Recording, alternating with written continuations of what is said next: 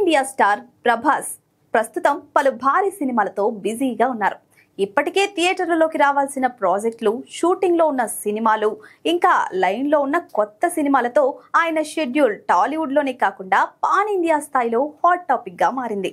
ఈ క్రమంలోనే young and talented director Prashanth Varma సినిమాకు సంబంధించిన న్యూస్ ఒకటి వైరల్ గా మారింది. ఇటీవలే ఈ ప్రాజెక్టు గురించి ప్రశాంత్ వర్మ స్వయంగా స్పందించారు.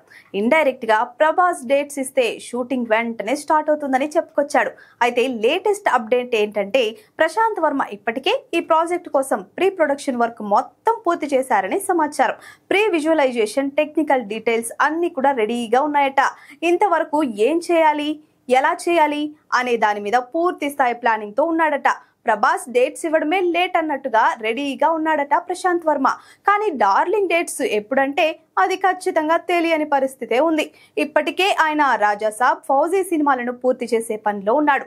ఆ తర్వాత సందీప్ రెడ్డి వంగతో స్పిరిట్ ను సెట్స్ పైకి తీసుకెళ్లడానికి రెడీ అవుతున్నాడు. ఎలాగో కల్కి 2, సలార్ 2 ఉండనే ఉన్నాయి. మరి ప్రశాంత్ వర్మ సినిమాకు ప్రభాస్ ఎప్పుడు డేట్స్ ఇస్తాడు, ఈ కొత్త సినిమా ఎప్పుడు స్టార్ట్ అవుతుంది అన్నదే ఇప్పుడు చర్చనీయాంశంగా మారింది. మరి డార్లింగ్ ఎలా ప్లాన్ చేస్తున్నాడో చూడాలి.